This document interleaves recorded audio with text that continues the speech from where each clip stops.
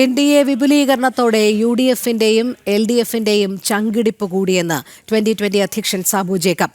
ഏകപക്ഷീയ വിജയം ഇക്കുറി കേരളത്തിൽ ആർക്കും ഉണ്ടാകില്ലെന്നും അദ്ദേഹം പറഞ്ഞു. ജമാഅത്തെ ഇസ്ലാമി UDF-ന് ദോഷം ചെയ്യുമെന്ന് 2020-ൽ അംഗത്വമെടുത്ത ശേഷം നടനും സംവിധായകനുമായ അഖിൽ മാരാരും ചൂണ്ടിക്കാട്ടി. ഒന്നുകിൽ LDF അല്ലെങ്കിൽ UDF.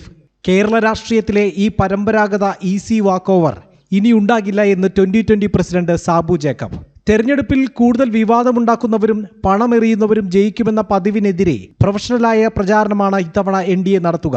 എറണാകുളം ജില്ലയിലടക്കം 2020യുടെ വരവോടെ UDF-നും LDF-നും ചങ്കിടിപ്പ് കൂടി. ഇടതു വലതു മുന്നണികളിൽ നിന്ന് മണ്ഡലങ്ങൾ പിടിച്ചെടുക്കുന്നതിലാണ് അത് അവസാനിക്കുക എന്ന് 2020 പ്രസിഡന്റ് സാബു ജേക്കബ് പറഞ്ഞു. LDF-നും UDF-നും ശക്തമായിട്ടുള്ള ഒരു മത്സരം NDA കൊണ്ടുവരികയാണത്. വളരെ പ്രൊഫഷണലായിട്ടുള്ള അച്ചടക്കത്തോട് കൂടിയിട്ടുള്ള ഒരു പ്രവർത്തനമായിരിക്കും അത്. അപ്പോൾ അതിൻ്റെ ഒരു ഭാഗമായിരുന്നു നമ്മളുടെ ഈ കഴിഞ്ഞ ദിവസം നടന്ന കൺവെൻഷൻ. അതിൽ തന്നെ NDAയുടെ പ്രവർത്തകരുണ്ടായിരിക്കുന്ന ഊർജം ഭയങ്കരമാണത്. എറണാകുളം ജില്ല എന്ന് പറയുമ്പോൾ 2020നെ സംബന്ധിച്ച് ഏറ്റവും വലിയ ശക്തി കേന്ദ്രമാണത്. അതുകൊണ്ട് തന്നെയാണ് LDF-ൻ്റെയും UDF-ൻ്റെയും ചങ്കിടിപ്പ് കൂടുന്നത് തന്നെ. അപ്പോൾ തീർച്ചയായിട്ടും അവർ വളരെ എളുപ്പത്തിൽ ജയിച്ചു കയറാമെന്ന് വിചാരിച്ചിരുന്ന UDF-ന് ഇപ്പോൾ പല മണ്ഡലങ്ങളിലും ആശങ്കയായി കഴിഞ്ഞു.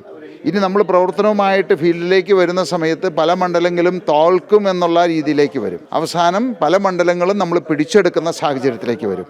അതാണ് ഇനി ഉണ്ടാകാൻ പോകുന്നത്.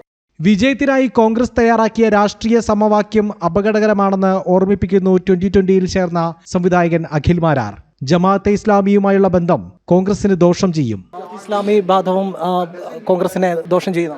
അല്ല, ഞാൻ അങ്ങനെയാണ് വിശ്വസിക്കുന്നത്. കാര്യം മതരാഷ്ട്രവാദം ഉന്നയിക്കുന്ന ഒരു പൊളിറ്റിക്കൽ ആശയമാണല്ലോ അത്.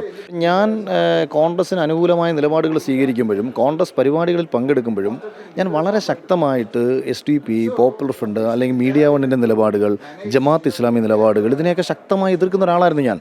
കൊച്ചിയിൽ നടന്ന NDA നേതൃയോഗം പ്രവർത്തകർക്ക് വലിയ ആത്മവിശ്വാസമാണ് നൽകിയത്. യോഗത്തിൽ ആവിഷ്കരിച്ച കർമ്മ പദ്ധതികൾ 140 മണ്ഡലങ്ങളിലും പുരോഗമിക്കുകയാണെന്നും വരുന്ന നിയമസഭാ തെരഞ്ഞെടുപ്പ് കേരളത്തിന് പുതിയ രാഷ്ട്രീയ ദിശാബോധം നൽകുമെന്നും 2020 വിലയിരുത്തുന്നു. ജനം, കൊച്ചി.